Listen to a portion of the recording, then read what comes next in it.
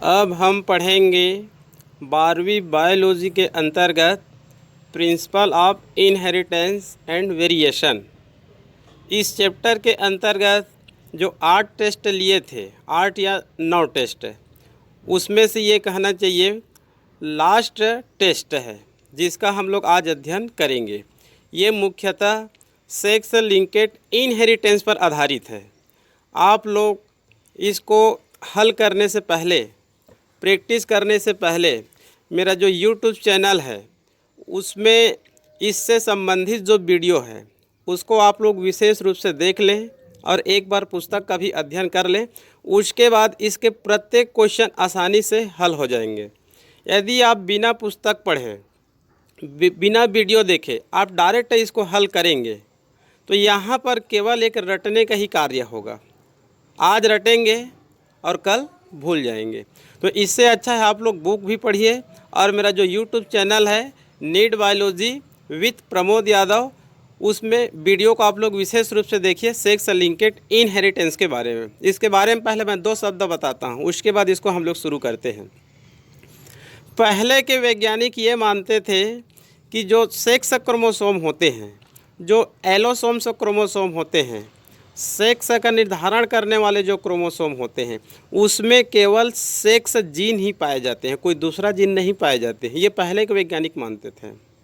लेकिन बाद के वैज्ञानिकों ने ये बताया कि जो एलोसोम्स क्रोमोसोम होते हैं, जो सेक्स क्रोमोसोम होते हैं, उसमें सेक्स का निर्धारण करने वाले जीन के अलावा कुछ दूसरे जीन भी पाए जाते हैं। इस जीन को कहा जाता है sex linked gene, sex linked gene. और इस जीन में जो लक्षण पाई जाती है उसको कहा जाता है सेक्स लिंकेड कैरेक्टर। और ये कैरेक्टर एक पीढ़ी से दूसरे पीढ़ी, दूसरे पीढ़ी से तीसरे पीढ़ी, तीसरे पीढ़ी से चौथे पीढ़ी, मतलब निरंतर अगली पीढ़ी में जाती रहती है। तब इसको कहा जाता है सेक्स लिंकेड इनहेरिटेंस। क्लियर? तो यहाँ पर हम लोग जो भी आज पढ़ेंगे, ऑब्जेक्टिव क्वेश्चन देखेंगे, सब इसी पर आधारित है, सेक्स लिंकेड इनहेरिटेंस। क्लियर? इसमें मैं एक शब्द और बता देना चाहता हूँ। इसमें कहना चाहिए इनका जो पोजीशन होता है उसको आप लोग विशेष रूप से देख लेंगे। इसी कारण मैं बार बार बोल रहा हूँ कि पहले आप लोग वीडियो को देखिए। क्लियर? इसमें जो मेल होता है, मेल में केवल 2 शब्द याद रखेंगे। मेल या तो सामान्य रहेंगे या फिर रोगी रहेंगे। मेल या तो सामान्य रहेंगे या फिर रोगी रहेंगे, मतलब वाहक कभी भी नहीं हो सकते। तो केवल 2 ऑप्शन है मेल में, रोगी या सामान्य, रोगी या सामान्य। क्लियर? यदि रोगी है तो उसमें जीन प्रेजेंट रहेगा। जो एक्स क्रोमोसोम होते हैं पुरुष में कहना चाहिए, जो एक्स वाई होते हैं, वाई में तो कभी भी नहीं पाए जाते हैं। इसी कारण वाई को कहना चाहिए मैं एक अलग से छोटे से कोष्टक के रूप में प्रदर्शित किया हूँ, जो पुराने बुक में दिया है उसके अनुसार। एक कहना चाहिए एक्स क्रोमोसोम भी होते हैं। यदि एक्स क्रोमोसोम में यदि एक जीन प्रेजेंट है, कलर ब्लाइंडनेस है तब सी लिखेंगे, हीमोफीलिया है तो एच लिखेंगे। ठीक है? वाई को छोटा बना देंगे, एक्स को थोड़ा बड़े आकार के डिब्बे बना देंगे। यदि रोगी है तब उसमें आप सी लिखिए या फिर एच लिखिए। सी मतलब कलर ब्लाइंडनेस, वर्णांधता, और एच मतलब हीमोफीलिया। इसके जस्ट विपरीत आप लोग फीमेल में याद करके रखेंगे। उसमें 3 पोजीशन होते हैं, एक होते हैं सामान्य, एक होते हैं रोगी, और दोनों के बीच में होते हैं वाहक। इसमें दोनों एक्स क्रोमोसोम के जो डिब्बे होते हैं उसको बड़े बना देते हैं, क्योंकि इसमें एक्स ही होते हैं, इसमें वाई नहीं होते हैं। और एक्स क्रोमोसोम में ही कहना चाहिए इसके जीन पाए जाते हैं। यदि फीमेल कहना चाहिए सामान्य है तब दोनों डिब्बे में, दोनों एक्स में हम लोग क्या लिख देंगे, एक्स ही लिखेंगे। यदि ये वाहक है तो एक में एक्स लिखेंगे और एक में सी या फिर एच लिखेंगे।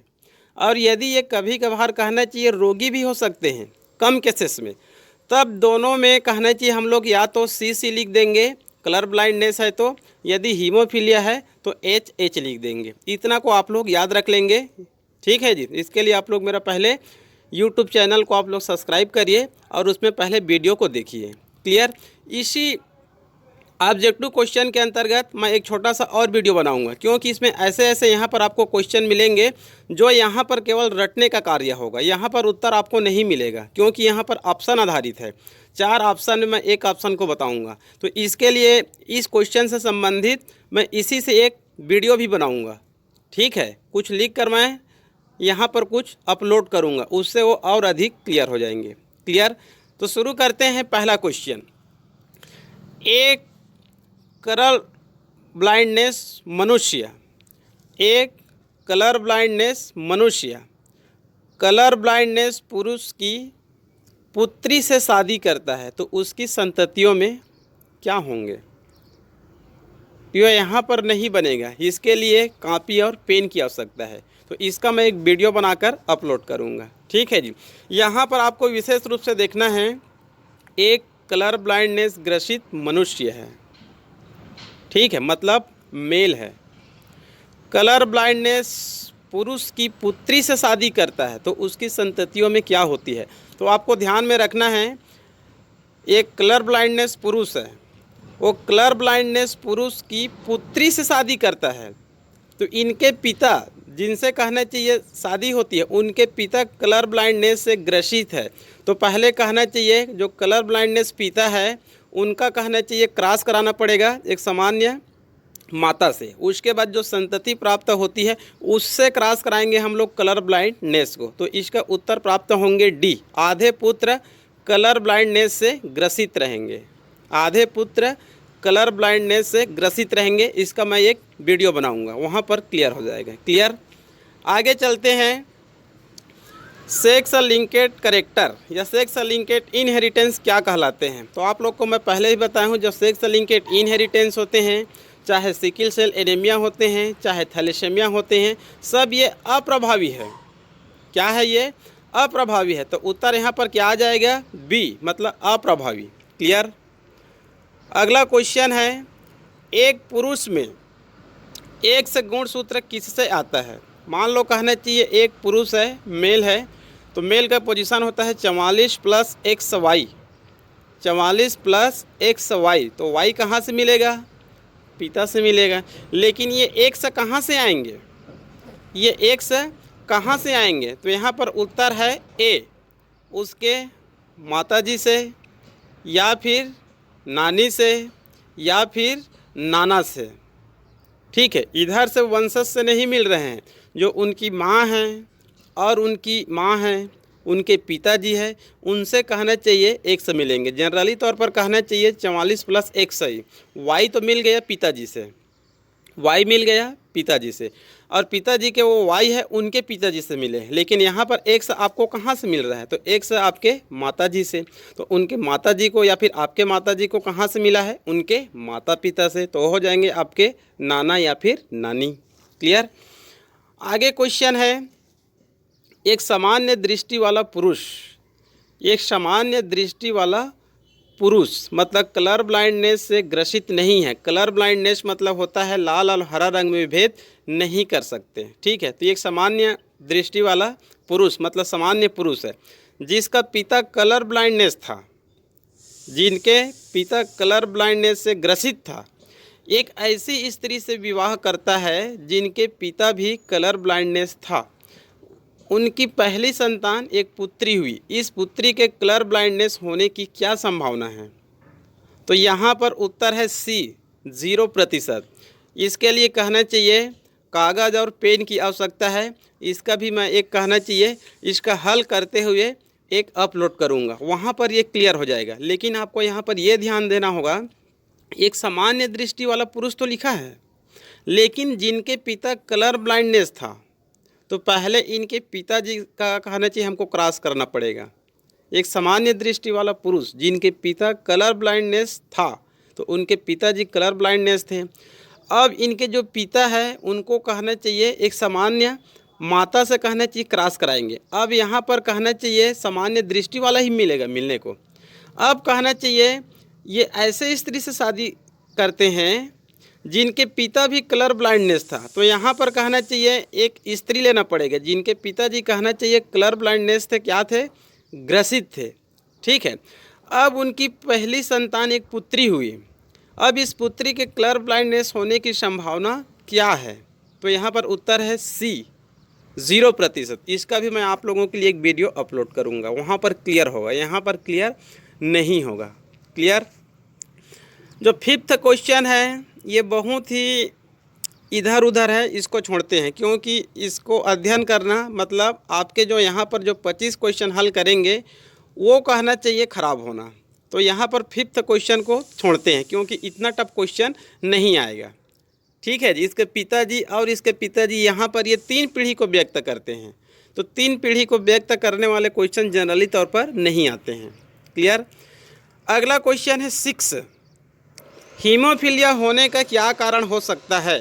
हीमोफीलिया कहना चाहिए एक रोग है, सेक्स लिंक्ड इनहेरिटेंस एक क्या है, ये डिसीज है, जिसमें कहना चाहिए जब किसी व्यक्ति को ये रोग होता है तो उस व्यक्ति में जो रक्त का थक्का, सामान्य कहना चाहिए कम समय में जो रक्त का थक्का जमती है वो रक्त का थक्का नहीं जम पाती है और रक्त निकलती ही रहती है और व्यक्ति की क्या हो जाती है, मृत्यु हो जाती है। इसको हीमोफीलिया कहा जाता है। हीम मतलब रक्त। कहा जाता है इस रोग की शुरुआत यूरोप से शुरू हुई है।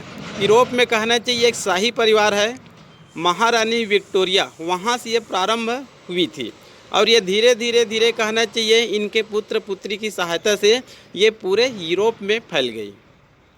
क्लियर। और ये हीमोफीलिया आगे चलकर 2 प्रकार के भी होते हैं, हीमोफीलिया ए और हीमोफीलिया बी।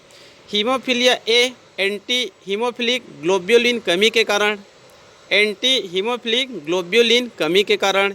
हीमोफीलिया बी रक्त प्लाज्मा में थ्रोम्बोप्लास्टिन की कमी के कारण होता है।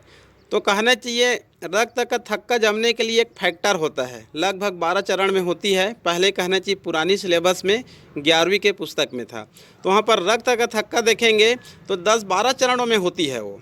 ठीक है, लगभग 12 चरण में। तो उसमें कहना चाहिए जो 8वें फैक्टर होता है, क्या होता है, 8वें फैक्टर होता है, वहीं पर त्रुटि हो जाती है। रक्त प्लाज्मा में थ्रोम्बोप्लास्टिन की कमी हो जाएगा या फिर एंटी हीमोफिलिक ग्लोब्यूलिन की कमी हो जाएगा, जिसके कारण 8वें फैक्टर में त्रुटि होती है और व्यक्ति में कहना चाहिए हीमोफीलिया नामक डिसीज हो जाता है। क्लियर। आगे है 7वां क्वेश्चन, एक्स लिंक्ड अप्रभावी जीन होता है, सेक्स लिंक्ड एक्स लिंक्ड अप्रभावी जीन होता है। तो ये हमेशा कहना चाहिए नर में अभिव्यक्त होते हैं, फीमेल में बहुत ही कम। तो यहाँ पर ऐसे ऑप्शन बना हुआ है, एक है घातक, एक है उपघातक। यदि कहना चाहिए हमेशा नर में अभिव्यक्त, कभी कभी फीमेल में अभिव्यक्त, और यदि कहना चाहिए ए और बी ऐसे होते तब यहाँ पर दोनों आते, लेकिन यहाँ पर आपको दोनों में से एक को बताना है। ठीक है, तो ये उत्तर हो जाएगा हमेशा नर में अभिव्यक्त। लेकिन याद रखेंगे कुछ केसेस में फीमेल भी अभिव्यक्त हो सकते हैं, जब उनके दोनों एक्स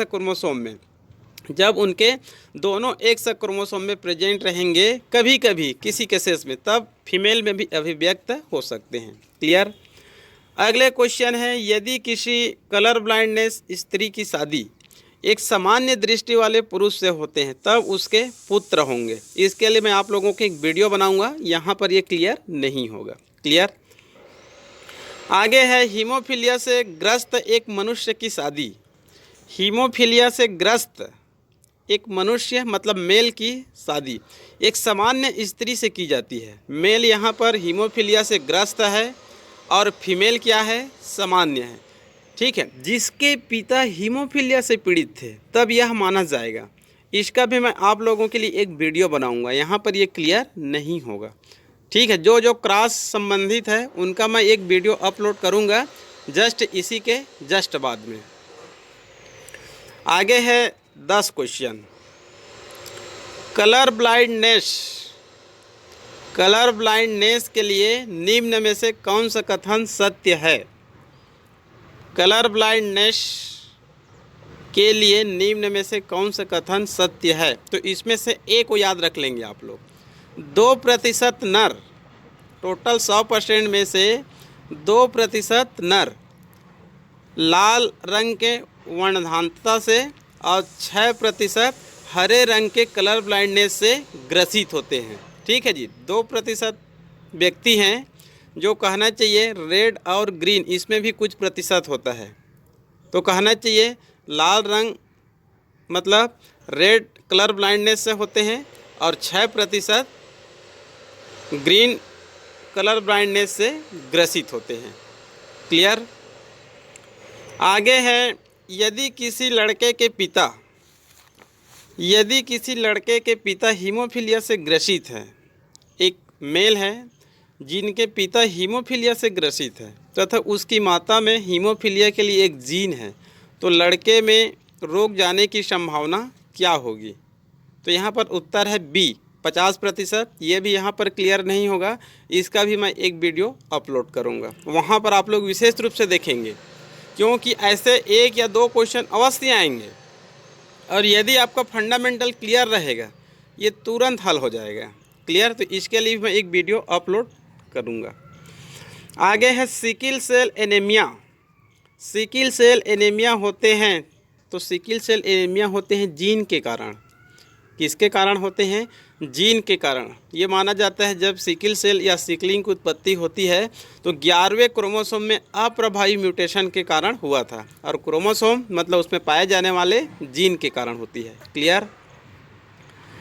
कलर ब्लाइंडनेस उत्पन्न होते हैं, कलर ब्लाइंडनेस उत्पन्न होते हैं तो जनरली तौर पर पुरुष में एक अप्रभावी जीन से। सी, पुरुष में एक अप्रभावी जीन से, क्योंकि जो सेक्स लिंकेड इनहेरिटेंस होते हैं उसको अप्रभावी ही कहा जाता है। तो यहाँ पर अप्रभावी से संबंधित सी और डी है, तो डी में कहना चाहिए स्त्री मतलब फीमेल लिखा गया है, तो यहाँ पर आपको प्राथमिकता देना है मेल को। तो मेल में एक अप्रभावी म्यूटेशन से, अप्रभावी जीन या फिर अप्रभावी म्यूटेशन से। क्लियर। आगे है, यदि एक सामान्य स्त्री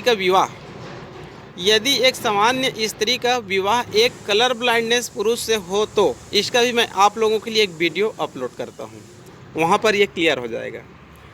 अगला क्वेश्चन है, मनुष्य में सेक्स लिंकेज की वंशानुगति मुख्यतः होती है, तो यहाँ पर अधिकांश कहना चाहिए एक्स से तो होती है, लेकिन इसमें वाई भी सहयोगी होते हैं, क्योंकि किसी भी मेल फीमेल में केवल एक्स क्रोमोसोम नहीं पाए जाते हैं। कुछ कहना चाहिए पुरुष में जाएंगे तो उसमें वाई भी पाए जाते हैं, तो वाई गुणसूत्र भी यहाँ पर सहायता करते हैं। क्लियर। तो मनुष्य में सेक्स लिंकेड इनहेरिटेंस मुख्यतः होती है, तो डी क्या आ जाएगा? डी मतलब बी और सी विशेष रूप से है। ठीक है, लेकिन मेल में कहना चाहिए ये वाई गुणसूत्र भी सहायता प्रदान करते हैं, क्योंकि मेल में वाई गुणसूत्र नहीं पाया जाएगा तब वो मेल ही नहीं कहलाएगा। क्लियर। आगे है, हीमोफीलिया महिलाओं की अपेक्षा पुरुषों में सामान्य रूप से पाया जाता है। हीमोफीलिया महिलाओं की अपेक्षा, फीमेल की अपेक्षा पुरुषों में सामान्य रूप से पाई जाती है, तो इसका उत्तर है बी, क्योंकि यह रोग एक से संलग्न अप्रभावी म्यूटेशन द्वारा होता है। यह रोग एक से संलग्न अप्रभावी म्यूटेशन के द्वारा होता है, मतलब फीमेल में 2 एक्स होते हैं, यदि एक में प्रेजेंट है और एक में प्रेजेंट नहीं है तो उसके गुण को क्या कर देते हैं, ये दबा देते हैं, तब फीमेल में कहना चाहिए सामान्य रूप से नहीं होती है। जब उसमें दोनों एक समय प्रेजेंट रहेंगे तभी कहना चाहिए ये रोग होते हैं, अन्यथा नहीं होते हैं। अतः ये कहना चाहिए पुरुषों में ये सामान्य रूप से पाई जाती है और महिलाओं में ये कम पाई जाती है। क्लियर। अगला क्वेश्चन है, कलर ब्लाइंडनेस लड़की तब पैदा होती है। कलर ब्लाइंडनेस लड़की या कलर ब्लाइंडनेस फीमेल तब पैदा होती है जब, इसके लिए मैं एक वीडियो अपलोड करूँगा, वो वहाँ पर ये क्लियर हो जाएगा। लेकिन इसमें ये जानेंगे फीमेल अधिकांश कहना चाहिए नॉर्मल होती है। फीमेल क्या होती है? अधिकांश नॉर्मल होती है, तो वो तभी प्रेजेंट होंगे जब माता पिता दोनों में कहना चाहिए इसके क्या पाए जाते हैं, जीन पाए जाते हैं। ठीक है, यदि दोनों में से एक कहना चाहिए सामान्य रहेंगे तो ये रोग सामान्यता नहीं होंगे, तो इसका ऑप्शन कहना चाहिए 17 का डी आ जाएगा। माता भी वाहक होना चाहिए, मतलब उसके भी एक में क्रोमोसोम में प्रेजेंट होना चाहिए और पिता रोग से कहना चाहिए ग्रसित होना चाहिए, तभी ये संभव है, अन्यथा संभव नहीं है। क्लियर। आगे क्वेश्चन है, यदि हीमोफिलिक पुरुष का विवाह एक सामान्य स्त्री से किया जाए तो उनकी संततियां होती है। इनके लिए भी मैं एक आप लोगों के लिए वीडियो अपलोड करूंगा। क्लियर। आगे है, निम्न में से किसमें कलर ब्लाइंडनेस की वंशागति पाई जाती है? तो केवल पुरुषों में ही नहीं पाई जाती है। हम लोग बोलते हैं अधिकांश मेल में ही होता है, लेकिन ये किसी किसी केस में जब दोनों एक्स क्रोमोसोम में पाई जाती है तब ये फीमेल में भी पाई जाती है। ठीक है जी। तो यहाँ पर कहना चाहिए उत्तर आ जाएगा सी, मतलब मेल में भी और फीमेल में भी। हालांकि मेल में 95 से 98 99% केस और कुछ केस कहना चाहिए फीमेल में। तो उत्तर आ जाएगा मेल और फीमेल दोनों में, मतलब सी, कलर ब्लाइंडनेस की वंशागति की मेल और फीमेल दोनों में पाई जाती है। क्लियर। अगला क्वेश्चन है, कलर ब्लाइंडनेस के जीन उपस्थित होते हैं। कलर ब्लाइंडनेस के जीन उपस्थित होते हैं तो ये एक्स क्रोमोसोम में उपस्थित होते हैं, वाई में उपस्थित नहीं होते हैं। तो एक्स क्रोमोसोम के नॉन होमोलोगस पार्ट में स्थित होते हैं। ठीक है। गुणसूत्र में दो भाग होते हैं, एक होते हैं होमोलोगस और एक होता है नॉन होमोलोगस। आप लोग को क्रॉसिंग ओवर के समय बताया था, जो क्रॉसिंग ओवर की क्रिया होती है क्रोमोसोम के मतलब होमोलोगस भाग पर होते हैं। क्लियर। या फिर होमोलोगस क्रोमोसोम में होते हैं, समजात गुणसूत्र में होते हैं। तो यहाँ पर जो कलर ब्लाइंडनेस के जो जीन होते हैं एक्स क्रोमोसोम के नॉन होमोलोगस भाग पर पाए जाते हैं। इसको भी याद रख लेंगे क्योंकि ये भी क्वेश्चन कई बार आया है। ठीक है जी। आगे क्वेश्चन है, निम्न में से कौन सा कथन हीमोफीलिया के लिए सत्य नहीं है? निम्न में से कौन सा कथन हीमोफीलिया के लिए सत्य नहीं है? हम सबको पता है हीमोफीलिया मतलब रक्त का थक्का नहीं जमना।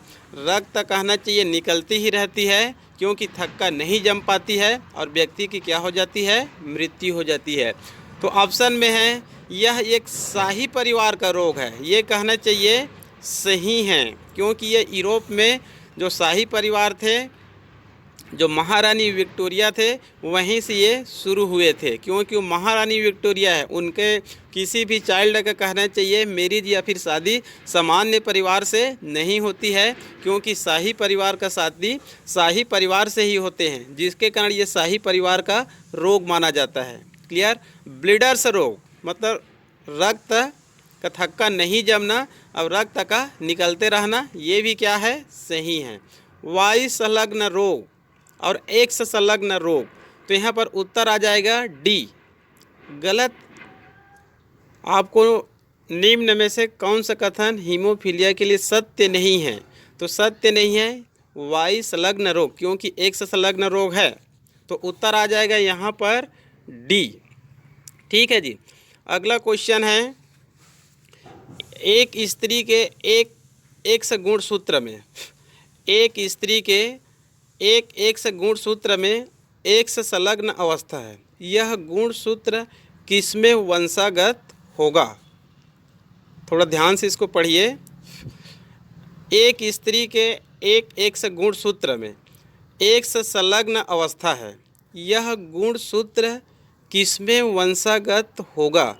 पुत्री व पुत्र दोनों में, पोता पोती नाती नतनी में, केवल पुत्र में और केवल पुत्री में। तो उत्तर आ जाएगा यहाँ पर ए, पुत्र व पुत्री दोनों में जाते हैं। क्रॉस करके देखेंगे, एक तरफ लेफ्ट साइड में फीमेल और एक तरफ मेल लिख देंगे राइट साइड में, दोनों के बीच क्रॉस कराएंगे तो कहना चाहिए जो स्त्री होते हैं उनके जो डबल एक्स होते हैं वो केवल पुत्र में नहीं जाते हैं या फिर पुत्री में नहीं जाते हैं, उसमें एक कहना चाहिए पुत्र में जाते हैं और एक कहना चाहिए पुत्री में जाते हैं। तो यहाँ पर ऑप्शन में आ जाएगा ए, मतलब पुत्र और पुत्री दोनों में जाते हैं।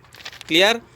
अगला क्वेश्चन है, पुरुषों में गंजापन, दाढ़ी तथा मूछों का आना, महिलाओं में स्तनों का विकास और मिल्क सेक्रेशन किसका उदाहरण है? हम लोग देखते हैं पुरुषों में कहना चाहिए अधिकांश गंजापन होते हैं, महिलाओं में गंजापन नहीं होते हैं।